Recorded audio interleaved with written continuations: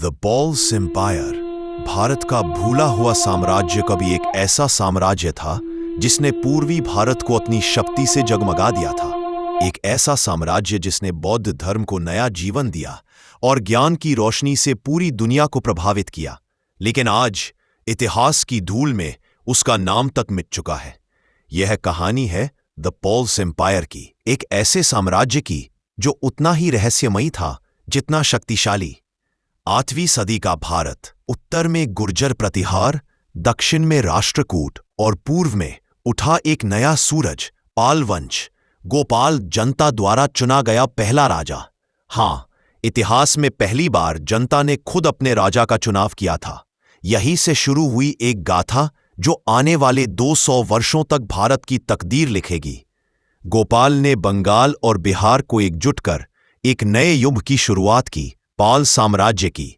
गोपाल ने महान ओदंतपुरी विहार की स्थापना की, जो ज्ञान और आस्था का प्रतीक बना। इन्हीं विहारों से महायान बौद्ध धर्म की किरणें भारत, तिब्बत और दक्षिण पूर्व एशिया तक फैल गई। गोपाल के पश्चात उनके पुत्र धर्मपाल ने उनकी विरासत को आगे बढ़ाया, पाल साम्राज्य को नई ऊंचाइयों तक पहुंचाया। राजा धर्मपाल ने मगध, आज के बिहार को अपनी राजधानी बनाया।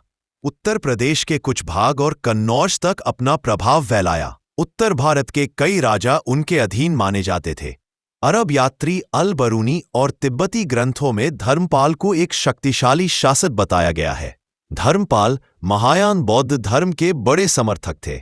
उन्होंने महान विक्रमशिला विश्वविद्यालय की स्थापना की, जो नालंदा के समान प्रसिद्ध हुआ, जहां चीन, तिब्बत, श्रीलंका और इंडोनेशिया से छात्र आते थे। उन्होंने नालंदा विश्वविद्यालय को पुनर्जीवित किया और अनेक विहार, मठ बनवाए। उनके शासन में बौद्ध धर्म की शिक्षा तिब्बत और दक्षिण पूर्व एशिया तक फैली। धर्मपाल का शासन पाल वंश का स्वर्ण युग माना जाता है। उनके बाद उनके पुत्र देवपाल ने सिंहासन संभाला, पाल वंश का महान विजेता। उनके शासन में पाल साम्राज्य ने अपनी सबसे बड़ी सीमाएं प्राप्त की। बंगाल, बिहार, असम, ओडिशा, नेपाल के कुछ भाग और उत्तर भारत तक उनका प्रभाव था। लेकिन 3 से 4 साल की छोटी अवधि के बाद विग्रहपाल सिंहासन पर बैठे। विग्रहपाल का उत्तराधिकारी नारायणपाल बना। भागलपुर शिलालेख के अनुसार उन्होंने मुदगगिरी को तीराभुक्ति में एक गांव दिया था, जहां उसी देवता के 1000 शिव मंदिर का निर्माण किया गया था। नारायणपाल के बाद कमजोर शासक राज्यपाल गोपाल द्वितीय और विग्रहपाल द्वितीय आए। विग्रहपाल द्वितीय का उत्तराधिकारी उसका पुत्र महीपाल हुआ।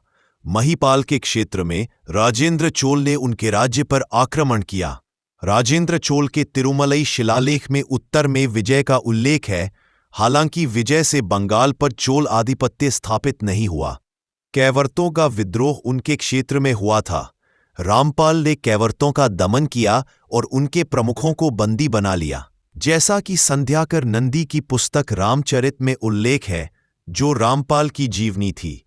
रामपाल के बाद कुमारपाल, गोपाल तीसरे और फिर मदनपाल, कैवर्त और सेन राजवंश दोनों पाल साम्राज्य की नींव को धीरे धीरे खोखला करने लगे। मदनपाल पाल वंश के अंतिम शासक माने जाते हैं। उनके समय तक पाल साम्राज्य बहुत कमजोर हो चुका था। साम्राज्य के अधिकांश क्षेत्र सेन वंश डायनेस्टी और कर्नाट वंश के अधीन चले गए थे। मदनपाल भी बौद्ध धर्म के संरक्षक थे, लेकिन उनके बाद बौद्ध धर्म का प्रभाव कम होने लगा और सेन वंश के आगमन के साथ हिंदू पुनर्जागरण, हिंदू रिवाइवल शुरू हुआ।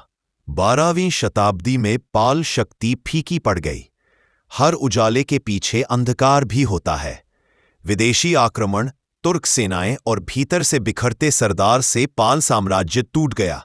बस मिट्टी में रह गया उसका नाम और कुछ अधूरे अवशेष। आज जब हम बिहार या बंगाल की धरती पर चलते हैं, तो वहां के हर पत्थर, हर मिट्टी का कण पाल साम्राज्य की कहानी सुनाता है। वो स्तूप, वो खंडर, वो पुरानी दीवारें कहती है, हम मिटे नहीं हैं, बस समय की परतों में सोए हैं। पाल साम्राज्य चला गया, पर उसने जो ज्ञान, सहिष्णुता और शांति का दीप जलाया, वो आज भी अमर है, क्योंकि इतिहास मिटाया नहीं जा सकता। वो बस इंतजार करता है किसी के द्वारा फिर से खोजे जाने का।